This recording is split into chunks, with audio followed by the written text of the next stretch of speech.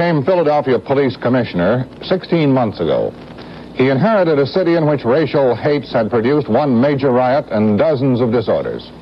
Since then, there have been changes. NBC News correspondent Ron Nesson reports in the fourth in our series on Metropolitan Police.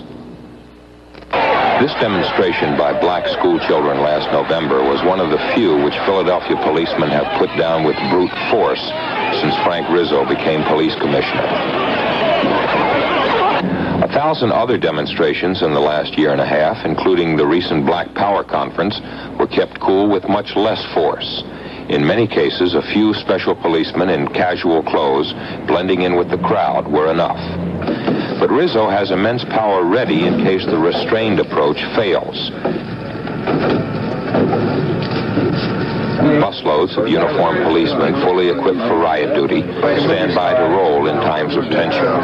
The buses are parked in out-of-the-way places, so the very sight of police power does not provoke riots. The head of the Canine Corps says he can clear a street of 5,000 people with only 4 dogs and 4 men. He has 65 dogs. Philadelphia's Police Commissioner Rizzo also has in reserve a fleet of cruisers carrying sharpshooters, tear gas, and an arsenal of weapons. He has an arrangement to borrow tanks from the National Guard. But he has never used this force. Instead, he and his policemen have learned to cool down trouble before it boils over. They keep order by using their heads instead of their nightsticks. For instance, Negro policemen have been recruited. 22% of the force is black. Negro officers have been given top command jobs. In ghetto precincts, half the policemen are black, half white. A certain form of aggression is built. Experienced policemen are urged to go back to school. The police department and Temple University have arranged special classes on civilian rights, ghetto problems, understanding people. 250 policemen attend on their own time and their own money. They're aggressive because of past conditions. And here you come along minding your own business, and bang, you get it. And you have nothing to do with it. What do you think about this? Yes? We do have something to do with it, because it's your job to protect the people. And if a situation arises where the crowd gets out of hand and becomes a mob, it's your job to do something about it. New policemen are introduced to people on their beats to eliminate suspicion and hostility on both sides. Mr. Cohen, I brought some recruits fresh from the academy. We're taking them around and introducing them to our business people and friends in the community. Before a man gets this far, he must pass a psychiatric test and character investigation, designed to screen out men with violent temperaments. You men come up and meet Mrs. Cohen. Happy to know you, Mr. Brookhouse. Once a month in each of the 22 police precincts, an officer holds a neighborhood meeting to hear complaints before the complaints fester into trouble. Philadelphia's ghettos potentially are as explosive as those in any big city. One young militant claims the power to put 30,000 black rioters into the streets. But Rizzo and such militants have reached a truce, based partly on fear, partly on respect. You can be militant and make your points and do all the things that this government permits under our Constitution. But then when we get to the other side of the coin, where you're militant and destructive, burn cities and do all the things that no one wants to happen, then this is the time that the police must react, and react strongly and quickly and brook no nonsense. Anyone could be a goon, but it takes a heck of a man to be a commissioner and have the throttle on that many men that leaves the streets with big pistols, sticks, tear gas. Somebody at the top must control them. When you can look in the mirror the next morning and shave and know that you've done what was right by all the people, this is the part that counts. You can settle more things by phone than you can by helicopter with machine guns. So this is the way we play it. I respect him, but I love my men also. And I'm not going to lead them into something that'll get them killed, no. The police are not going to take any nonsense. You act properly, we act properly. You get tough, we get tougher. And that's the answer. I know of no other way to do it. And it works. But again, who can tell? I cannot assure the people who live in this city that we're not going to have a riot. All I can tell them is that if we have one, we're going to do our job. Sergeant, prepare the platoon for inspection. Rizzo's policemen follow him with blind loyalty. They are tough, but they also are fair. It has worked. Philadelphia has something approaching law and order without repression. Ron Nesson, NBC News, reporting.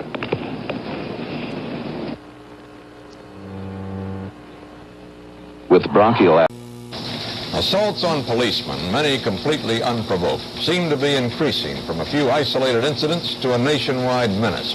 In Philadelphia, in New York, and Riverside, California, over the past 3 days, no less than 13 policemen were shot. 7 in Philadelphia alone, where 1 died. John Lawrence reports. The weekend of violence began on Saturday night when a gunman walked into an isolated park police section, pulled a pistol, and shot and killed an unarmed policeman. Sergeant Frank Collin, a 43-year-old grandfather who never carried a gun, was killed instantly as he sat at his desk talking on the telephone.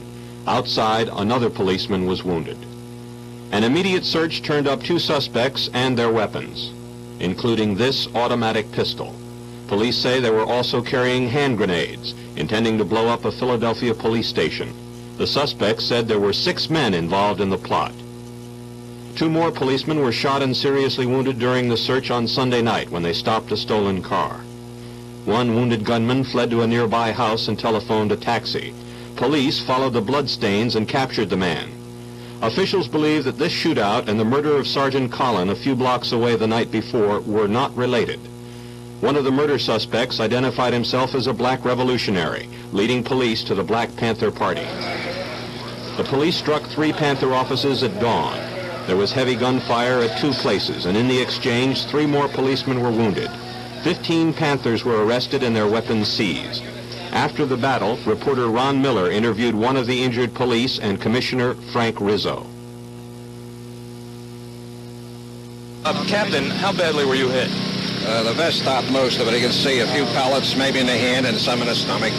And I think Inspector Kearns hit the same places, in the legs and in the hands. The other officer, Ekman, got a blast as he went over the railing. Got a sort of a direct blast in his leg, if I'm not mistaken, or foot. Oh, I feel awfully bad about it, too. It's the society we live in today. See what's going to happen, what people are going to do about it, how long they're going to tolerate it. Live within the rule of law, you know. The law only applies to the law-abiding and the police. We let idiots like this survive under our form of government. Maybe we'll have to change it. In what is today a rather peaceful Mexican-American community in Riverside, California, 4 policemen were shot from ambush last night. They were called into the area after a park gathering escalated into rock and bottle throwing, firebombing, and then sniper fire. Sergeant Lee Hayes was one of the 4 policemen shot. We heard a loud explosion, and I saw 3 of my men go down, and I realized I was hit. How badly were you wounded? Not very bad, sir. It was bird shot, and we were a distance far enough away that we just caught individual pellets. Are you afraid to go back in this area now? No, sir. How do you think this affects overall police work in this area? I think it just reflects what's been coming along all the time, sir. Which is what? That we're in the middle of a revolution. What do you think caused the shooting? We firmly believe that there was agitators that came out of this Chicano demonstration in Los Angeles that started it, or whipped our people up into doing it. Police arrested 10, but none in connection with the ambush. Jim Kilpatrick, CBS News, Riverside. In New York this weekend, 2 more policemen were wounded. That's 3 dead and 43 wounded this year. The latest victims remain under intensive care. I spoke to one of 2 officers shot down at this police call box a few days earlier. At about 11:31, after making our ring, we was approached, I would say about 6 feet from behind us, 3 guys walking down the street talking to one another. And then they pull out their gun and begin firing. And as I turned around, I hit the ground, and we began returning fire. I was hit once in the jaw, which came out of the neck, once in my right shoulder, that went down, broke my rib, in which the bullet is still in my body, and once in the back. After we returned fire, we kept returning fire until we was finished shooting, and we reloaded, and I ran for help. Were you ambushed in effect? I would say we was ambushed. No responsible authority has yet suggested that the Black Panther Party is holding a national meeting in Philadelphia this weekend to draw up a constitution for revolutionaries in the city where the U.S. Constitution was drafted. The convention has raised fears of a possible confrontation. John Lawrence reports. The Philadelphia police are on emergency mobilization. 7,000 men on 12-hour shifts with no days off in the wake of the murder of a fellow policeman on the eve of a convention of the Black Panther Party. Strong language by the police and the Panthers has sharpened the apprehension. It's war. Ambush, blow up buildings, take the law into your own hands, use explosives. In my opinion, it's war. Yes, it's war. It's been war ever since black people and oppressed people in this country have begun to fight out for strike out for the grievances that they have against the U.S. government. Like we said before, the police are only homicidal tools for the U.S. government. The confrontation was caused by last weekend's murder of Park Police Sergeant Frank Von Cullen, gunned down defenselessly as he sat at his desk. 5 suspects are under arrest. None of them is a Panther. The murder and the wounding of 6 other policemen this past week has enraged the police. You can be a revolutionary without shooting people, but if you want to use explosives, if you want to shoot people in the back, policemen, if you want to destroy property, what penalty? Well, the guy that, number one, kills police should be strung up the next morning after he receives that fair trial, by the way. Police Commissioner Frank Rizzo has a national reputation for toughness in action as well as speech. Their conduct all over the nation is disgraceful. Running in the streets with open firearms, they're going to do this, they're going to do that. John, let me tell you about them. We raided them, they had their opportunity. They threw their guns down. I'm very happy that they did. But if you're this brave, and then they're a little angry, they were humiliated. We took their pants off them to search them, only brave when they outnumber people. They said I hurled a challenge that I suggested instead of laying an ambush, why don't you tell us where you're going to be? We'll give you the odds. We'll come and we'll okay corral, This is the way it's winding up. The police are not the only angry people in Philadelphia. Many citizens in the black community, while deploring the murder of the policeman, sharply criticized a series of police raids on the local offices of the Panthers. They argue that the raids gave the Panthers sympathy and support they would not have had otherwise. The Panthers, meanwhile, are preparing for the opening of what they call the Revolutionary People's Constitutional Convention. Tomorrow's plenary session will bring together black and white revolutionaries from all over the country in a loose association of leftists with varied interests. They insist they are not coming to make trouble. Well, we have no intention of confronting the police. We intend to carry out our plenary session leading to our Constitutional, Revolutionary People's Constitutional Convention in the same manner that Benjamin Franklin and Alexander Hamilton and all those people did here, and they had the privilege of Constitution Hall, Independence Hall, or whatever you call it here. So we're coming here for no more or less than that. A matter of fact, the Constitution that is in existence now was written by a few men. It wasn't a representative thing, that it did not represent the people. It was a Constitution written to ensure those who owned property. Black people were not considered at that time. They were slaves. Business, religious, and civil rights leaders of the Philadelphia establishment are appealing for calm amid the confusion and a lowering of angry voices. I think the greater issue right now is that we don't let emotion eliminate reason, and that we recognize that we must support the rights of individuals even though we may not agree with their views. And the Black Panther Party and the other groups have a right to assemble peaceably in Philadelphia and to hold an orderly conference here. Pennsylvania Senator Hugh Scott also supports the Panthers' right to hold the conference, scheduled at an auditorium at Temple University. The university sits in the heart of the North Philadelphia ghetto, alarming some who foresee a gathering of angry revolutionaries surrounded by an angry police force, enveloped in the larger black community that may turn hostile. Everyone sees the potential for serious bloodshed if Huey Newton's Panthers become engaged with Commissioner Rizzo's police.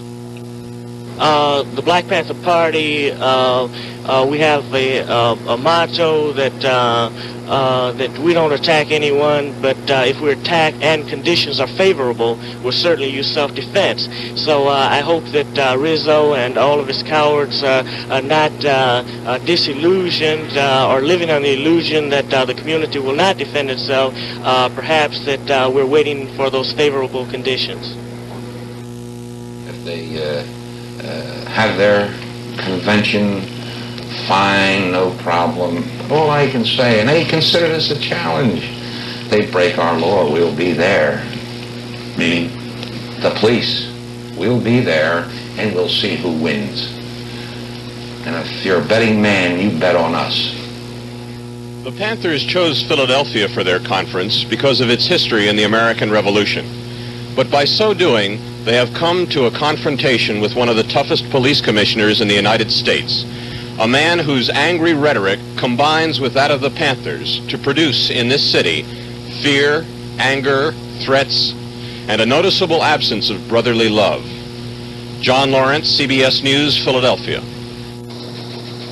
There may be a rude awakening in store for millions of nostalgic old Army veterans. In Washington, an Army study group has recommended the abolition of reveille. It would end both the bugle call, live or recorded, saying you gotta get up, and the formation that follows, seemingly seconds afterward. Furthermore, the general in charge of the study doesn't know why the whole thing wasn't done away with years ago. And that's the way it is, Friday, September 4th, 1970. This is Walter Cronkite, CBS News. Good night. Morton Dean, CBS News, Miami. A week from tomorrow, Philadelphia will elect a mayor to succeed Democrat James Tate, who is not eligible to run for a third consecutive four-year term. And though law and order is a recurrent theme, the main campaign issue is one of the candidates. David Culhane reports. W. Thatcher Longstreth, Princeton, medal-winning service in the Navy, former city councilman, once head of the Chamber of Commerce, the GOP candidate for mayor in a town that has not had a Republican in City Hall for 2 decades. A town where Democrats outnumber Republicans by 2-1. Thatcher Longstreth would never even have been considered in the running, except for one thing. His Democratic opponent is the controversial former police chief, Frank Rizzo. I have seen violence at its worst. I have seen the victims. I have been there right after the crime occurred. And you believe me, I'm as compassionate as any man. But I have no compassion for the criminal who lies in wait with an iron bar to hit you on the head. Or I have no compassion for the type of criminal that walks into a small business and shoots the storekeeper and kills him for no reason at all after he gets his money. If that, again, is being a tough cop, I'm proud of it, because they're the characters that I believe should be in prison where they belong. Thank you. Shake hands with you right now. Rizzo is a high school dropout who was a police officer for 27 years. He was named commissioner in 1967, but quit this year to run for mayor. His chief qualification, a national reputation as one of the toughest law and order policemen in the country. Because of the emotions Rizzo evokes with his tough tactics, Longstreth finds himself running a serious race. You might as well get where you're going to be in the middle. A major element in Longstreth's hopes is the 30% of Philadelphia's population that is black. Here, key black churchmen endorsed him. Father Paul Washington explained the beginning of the black objection to Rizzo.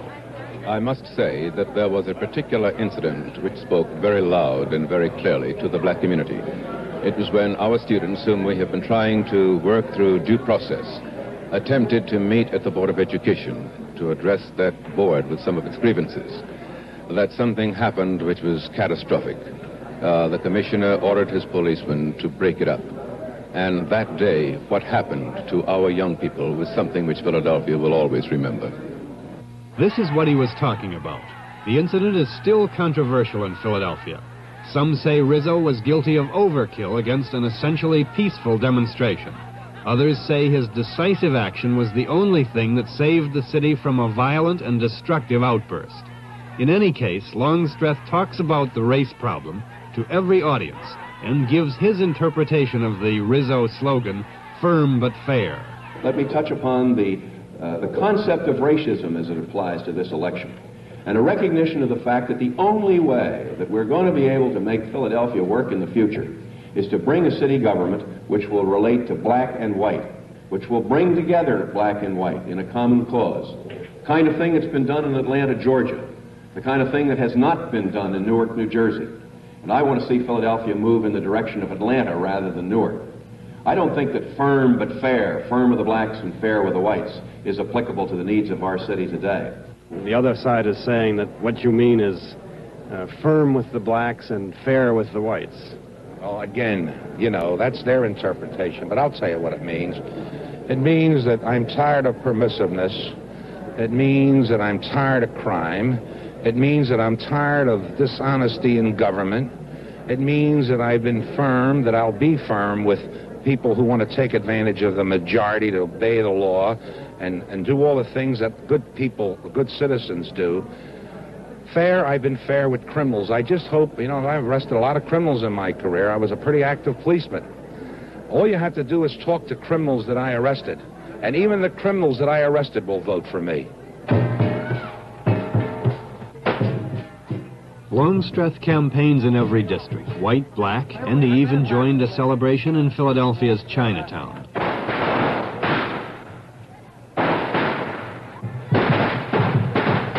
Although Rizzo thinks he will get many black votes, he rarely campaigns in minority areas, and he also avoids public exchanges with his opponent.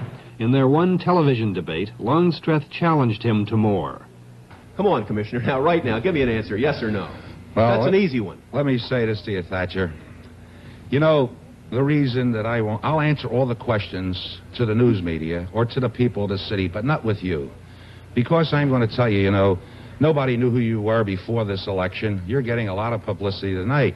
You know, if you had done your job as the executive vice president of the Chamber of Commerce, you would have had the thing that I have, recognition factor. Nobody knows who you are, Thatcher. Everyone agrees Rizzo is ahead. Longstreth thinks he can catch him by Election Day, but the Democrats are predicting a landslide. Detroit's mayor is a former sheriff, and Minneapolis is now run by a former city detective. Philadelphia could continue that trend. The issues the candidates talk about are crime in the streets, narcotics, housing, education, the need for more federal and state funds. But what Philadelphians talk about, especially when they're saying how they're going to vote, is Frank Rizzo. He himself, and what the voters think he really means, that is the main issue in this election, the issue that will decide the result. David Culhane, CBS News, Philadelphia. Averages were lower, and it was the slowest trading day of the year on the New York Stock Exchange this holiday. Involvement in a political patronage deal. Rizzo swore it wasn't so and offered to take a lie detector test. He did, and the results were made public today, and Mayor Rizzo flunked. But Rizzo insists he told the truth, lie detector or no lie detector. The charges against Rizzo concern this big redevelopment project and 9 others in Philadelphia. They're worth millions of dollars in city contracts to private architects, engineers, and construction firms. The city's Democratic chairman, Peter Camille, says last February Mayor Rizzo implied that Camille could name the contractors that would win these jobs if Camille would support Rizzo's choice for district attorney. Camille says the offer was made in a hotel washroom and that he turned it down. Mayor Rizzo denies he made any such offer. When Camille challenged Mayor Rizzo to take a lie detector test about all this, Mayor Rizzo promptly accepted. And the test was set up at this downtown Philadelphia hotel. The test was arranged by the Philadelphia Daily News. An independent polygraph expert asked Rizzo 10 questions about the washroom meeting. The results, according to the expert, Mayor Rizzo did not tell the truth on 6 of the questions. Within a few hours, Rizzo held a news conference. Headline, Rizzo lied. I tell you that Rizzo did not lie. And we will go before any court of law in the land and stand and put our hand on the Bible.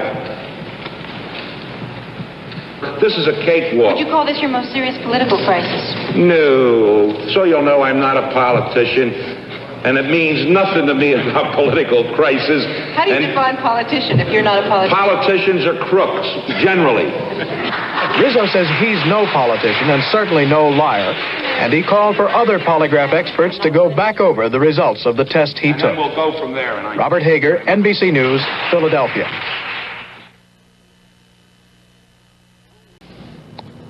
Mayor Frank Rizzo of Philadelphia has an undercover police unit working for him.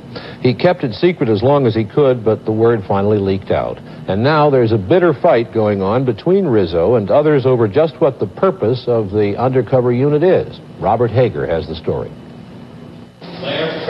The Philadelphia Police Department has always been Mayor Frank Rizzo's power base. He was himself a policeman most of his life. Now that he's mayor, Rizzo is charged with using this police force for his own political dirty work. Rizzo has set up a special 34-man unit from within this police force, sent a report directly to his office. The special unit was secret at first, but when the news leaked out, Rizzo said it was simply to investigate corruption in city government. But others say its real purpose is political, to investigate Rizzo's enemies at City Hall, men like George Schwartz. Schwartz is president of the Philadelphia City Council. Both Schwartz and the mayor are Democrats, but last April they had a falling out. Ever since, Schwartz says, Rizzo's special police have been harassing him. Having voted in the affirmative, the bill passes. Schwartz says his quiet neighborhood, his family and friends have all sometimes been watched. Police went into his house once when no one was home, and he keeps hearing strange noises on his telephone line. In my opinion, we have a Watergate here in Philadelphia. In my opinion, we not only have a Watergate, but we now have a cover-up. In my opinion, this special squad has been used for political espionage purposes, for plumbing, and the mayor is now trying to cover up the use of this force. If Mayor Rizzo is covering up, it's by shifting attention to Schwartz himself. I say publicly that George Schwartz used the power of his office and with his law firm to get city contracts where other people could not get them. And the ultimate test is going to be who is arresting. My only objective is to seek out corruption, and that I will do relentlessly. A Philadelphia grand jury is now trying to sort things out to determine whether there is corruption or whether Mayor Rizzo is simply using his police for his own political purposes. Robert Hager, NBC News, Philadelphia. Carolina. Philadelphia Mayor Frank Rizzo, who made himself a symbol of law and order, seeks the Democratic renomination tomorrow, and David Culhane has a report on his campaign.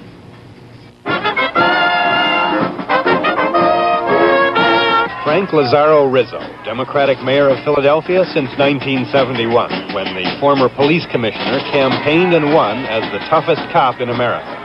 In the 4 years since, Democrat Rizzo has, among other things, strongly endorsed Republican Richard Nixon, withheld from the Democratic organization that first backed him all of the extensive patronage at his disposal, supported a slate of Republican losers in the 1973 local elections, formed a special police unit that was later revealed to be investigating his Democratic enemies, and finally lost out in a lie detector contest with the Democratic city chairman, who had charged Rizzo with attempted bribery. An expert said Rizzo lied. The mayor still denies it. Everybody goes for Rizzo, because Rizzo is the man for us. Rizzo's primary opponent is State Senator Lou Hill, a former Marine, a lawyer, and a legislator generally acknowledged to have been outstanding over the past 9 years, but also generally acknowledged to have a campaign style that ranges from bland to blah. We want help! We want help! Give him hell! We want help! Senator Hill has brought up a dozen city issues he thinks are critical. but he admits that Rizzo himself is the real issue. Rizzo knows he is dominating the campaign and so refuses to publicly debate with Hill. He won't debate. There isn't a chicken in any farmyard that won't defend its own dung heap. But you have one here. And you have a dung heap here. Many people in this city of brotherly love think that Rizzo's real opponent is Peter Camille, the Democratic chieftain who, after 4 years of feuding with the mayor, picked Hill as the regular Democratic champion to knock off the man known to both the fond and the furious as the Big Bambino. What we're fighting for is to save a city. Save a city from a tyrant. For his part, Rizzo rarely mentions Hill, talks mainly about holding taxes down, and is delighted to have the campaign characterized as the mayor's crusade against the Democratic machine. I would tell you that this will be the first time that a mayor took on a machine and demolished it. That's going to be the first time that we had so many things going against us. The general assumption here is that any Rizzo campaign begins with about 45% of the electorate devotedly loving the mayor and about 40% just as fiercely hating him. Political observers think that right now the figures are even closer and that the race is too tight to call. David Culhane, CBS News, Philadelphia. For years, the great bluebird of happiness in American politics was Hubert Humphrey. He was never silent. He was... In Philadelphia, the people who want to toss Mayor Frank Rizzo out of City Hall announced today that they have collected more than enough signatures now to force a recall referendum. Eric Burns has more on the campaign to get rid of Rizzo. The campaign to recall Rizzo has been underway for 6 weeks now, on downtown street corners, on neighborhood sidewalks. Hello. Would you be interested in signing a recall petition for Mayor Rizzo? Yes. Yes. Okay. By law, anti-Rizzo volunteers, about 3,000 of them, had to collect the signatures of 145,000 voters. That's a quarter of all those who voted in last November's mayoral election. At a press conference today, the volunteers announced they've passed 145,000, but will keep going and try to get more than 200,000. Here is why.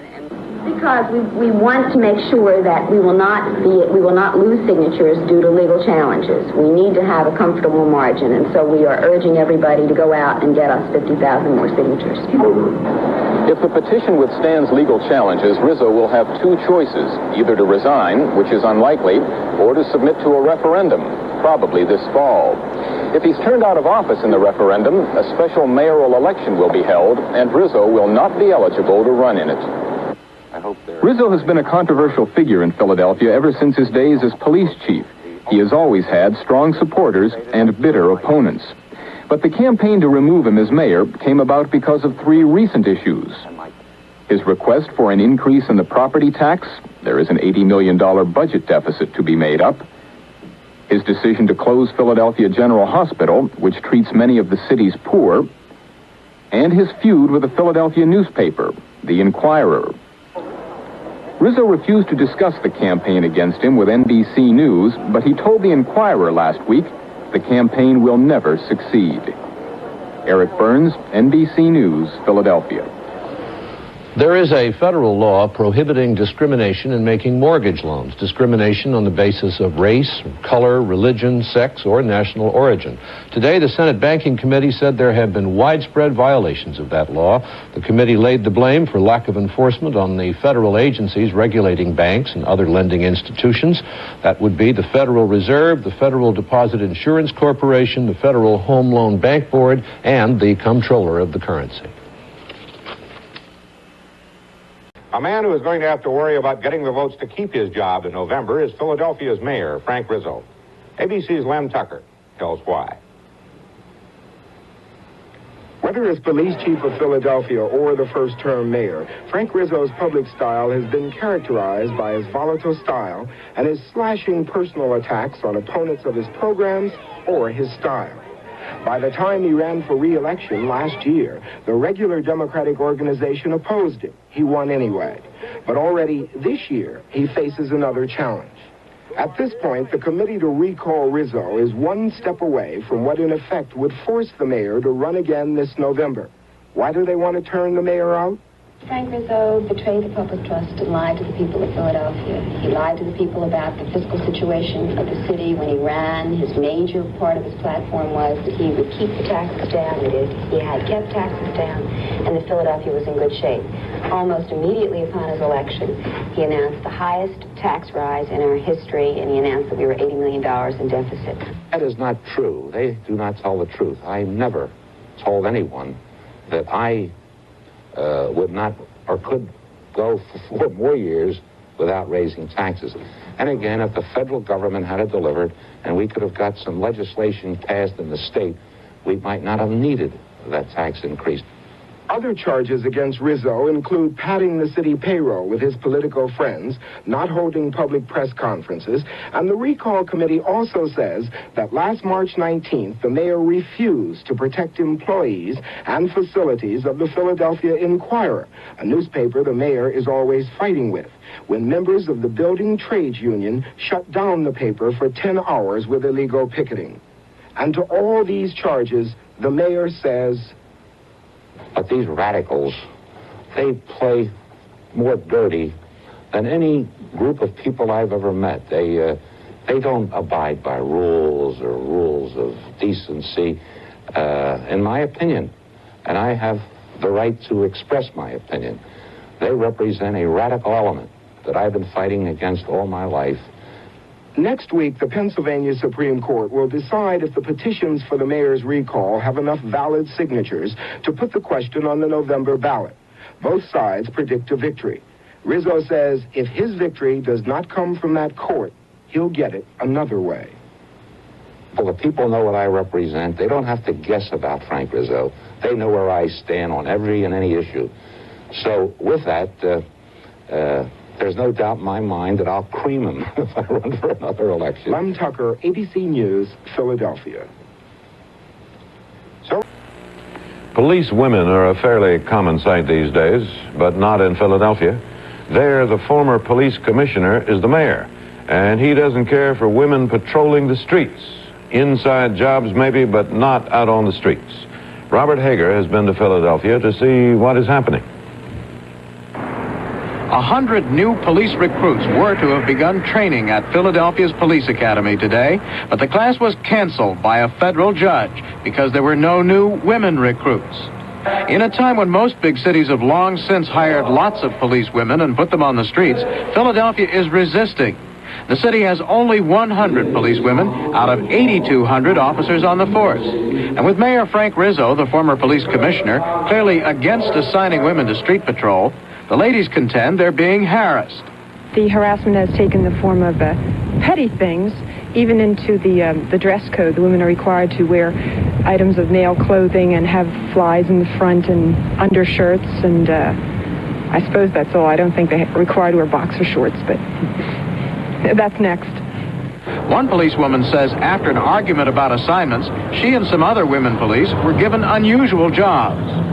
First of all, they told us to sit in the ladies' room for a period of 2 to 3 weeks. Then they told us to sit in the back in the school auditorium. And currently we're sitting in a back classroom performing non-police secretarial duties. The city's chief legal officer categorically denies anyone was ordered to sit in a ladies' room, but he defends the city's argument that women may not be able to handle patrol work. Nobody knows how communities as a whole will react to women walking into a bar in one of our worst neighborhoods and saying, okay, you got to clear out. Carrying bodies down from third-floor tenements, which is a major part of a policeman's work. Crowd control, which is a major part of a policeman's work. But for now, a federal judge has said Philadelphia can't hire any more police unless it hires more women. Robert Hager, NBC News, Philadelphia. That's it for this evening from all of us. Good night for NBC News. The amendment. 10 months ago, Philadelphia police answered complaints about a group of radicals living in a dilapidated house, reportedly shunning modern sanitation. The police were met by persons armed with automatic weapons. The house has been under round-the-clock surveillance ever since. But today, with state court clearance, the police began a more drastic operation against the radicals, a blockade. Richard Wagner reports. The self-proclaimed revolutionaries and anarchists, calling themselves MOVE, short for Community Action Movement, have been preparing for a confrontation with police for weeks. For 5 years, the group has occupied a house in West Philadelphia. Last May, the MOVE people, brandishing firearms, refused to allow a health inspection. 11 arrest warrants were issued. Despite their radical beliefs, the members of MOVE maintain their organization is non-violent. Our weapons are here strictly for defense, not for the shooting of any cops, but to stop the cops from killing us. Philadelphia police have been keeping close watch on the MOVE group, but have made no forcible attempt to enter the house, waiting instead for court action, which would enable them to seal off the MOVE people and starve them out. They'll completely shut off food. They'll get nothing. Even a fly wouldn't be able to get through when we get done. Last night, the courts gave the police the go-ahead, and early this morning, they moved in, setting up barricades. No one is allowed to approach the MOVE house. Perhaps 25 people are inside.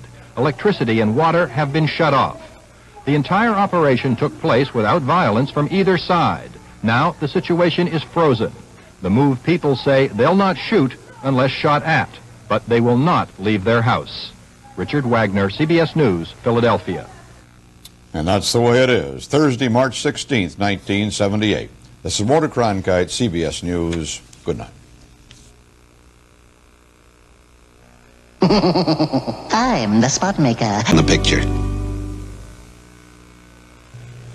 For more than a year, Philadelphia authorities have been contesting with members of a radical group called MOVE, who defied health regulations by turning a mansion into a squalid commune. Today, that battle, which had been peaceful, ended in bloodshed.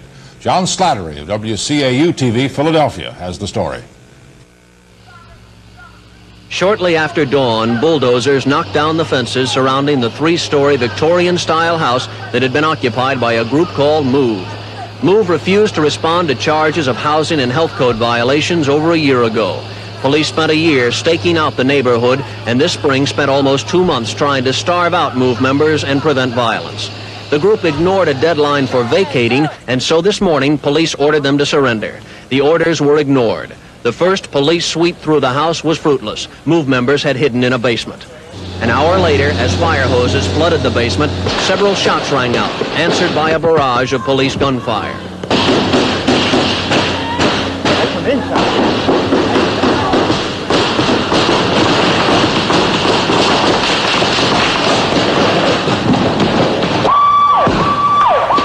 In all, 1 police officer was killed, 13 people wounded, including at least 8 police and firemen. 2 MOVE members were hospitalized, 1, the black man on the ground. 12 people were arrested. Police say they will be charged with murder. John Slattery for CBS News, Philadelphia. The federal government. Philadelphia's Mayor Frank Rizzo is not a candidate this year, but the controversial mayor is running a hard and controversial campaign. Gary Shepard reports. The blacks are going to vote black. So you say in response? That I say in response, the whites will vote for Rizzo along with many other blacks that think like I do. And they're not the social radicals, okay? That's how easy it is, and that's where the lines are being drawn, and I welcome them. Frank Rizzo denies it, but many people in this city accuse him of making race a major issue in his bid for a third 4-year term as mayor. He has even received an endorsement as a racist hero from the Ku Klux Klan, an endorsement he has rejected. But despite his denials, his critics continue to argue that he is promoting a vote white campaign in a city where 40% of the population is black. I'm not a racist. My background wouldn't permit that. I'm the mayor of all the people. A high school dropout who came up through the ranks of the Philadelphia Police Department all the way to the commissioner's office, Rizzo led a police raid against the Black Panther organization in 1970, a raid that included a shootout and later the arrest of many of its members. And even as mayor, Rizzo did not hesitate to send in his troops 2 months ago to evict a group of black radicals who had occupied a building for more than a year in violation of the city health code. The casualty toll, 1 police officer killed, 13 people wounded, 12 blacks arrested. Incidents like these have not exactly endeared Frank Rizzo to Philadelphia's black voters. The same way the Jews felt toward Hitler, the black community feels toward Frank Rizzo. That same type of feeling. Rizzo describes himself as a man who looks after the rights of the silent majority, who stands up and says no to liberals who are too quick to spend the taxpayers' money on projects that benefit only a few. I'm tired of our money being wasted on phony programs. People who won't work for a living, right? That's my money and everybody else's money they're taking, okay? I'm tired of the do-gooders, the people who want to come into a city that don't live here and tell us how to run it. I'm tired of the coddling of prisoners that commit vicious crimes on the old and the young, and they get away with it every day. Frank Rizzo is against public housing, he's against busing for integration, he's against racial quota systems. He draws his support from the white middle class, including the ethnic Italian district in South Philadelphia, where he grew up. It is from this constituency he hopes to receive the votes he needs to revise the city charter this year, to clear the way for him to run for a third term next year. Some political experts say he has at least an even chance of doing that. On November the 7th, Mayor Frank Rizzo will find out exactly how the people who live in this city feel about him. The vote on charter reform will, in effect, be a popularity poll for a man who knows how he feels and isn't afraid to say so. I'll be the mayor of this town till my last day in office, and they'll never forget me when I leave, and there'll never be another one like me. Gary Shepard, CBS News, Philadelphia. That marathon's...